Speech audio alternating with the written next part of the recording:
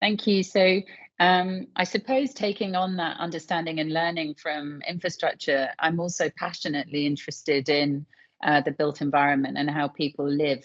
And I suppose the understanding of what it is about people's lived experience that really matters. So there was a great debate in the UK about, should we be building traditional or modern, architect design homes, and as an architect, I have to say I was shot down by saying, actually, I don't think it matters, and that actually what matters is, what actually matters to people's, what is it that actually matters to people in order that we can improve the quality of their life through our built environment.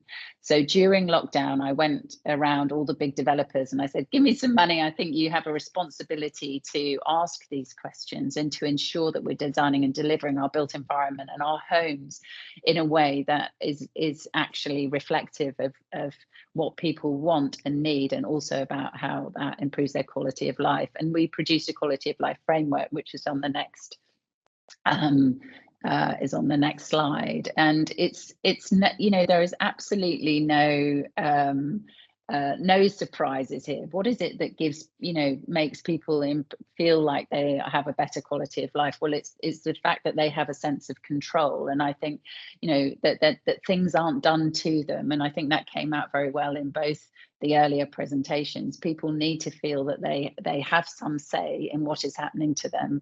A sense of belonging and community is so important. It was the highlight of the whole of this survey. People want to feel that they are part of a community, that they are included, that they are involved.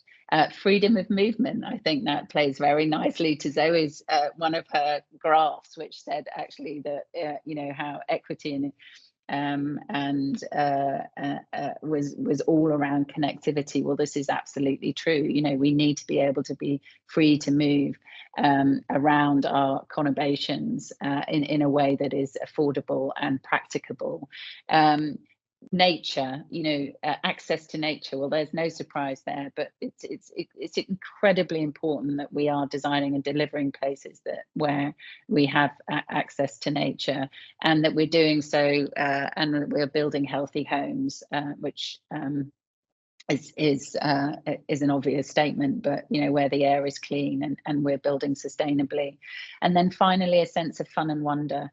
How important it is that we all enjoy and have a kind of opportunity for culture, for joy, for playfulness. And we're not just talking about children, but grown-ups too.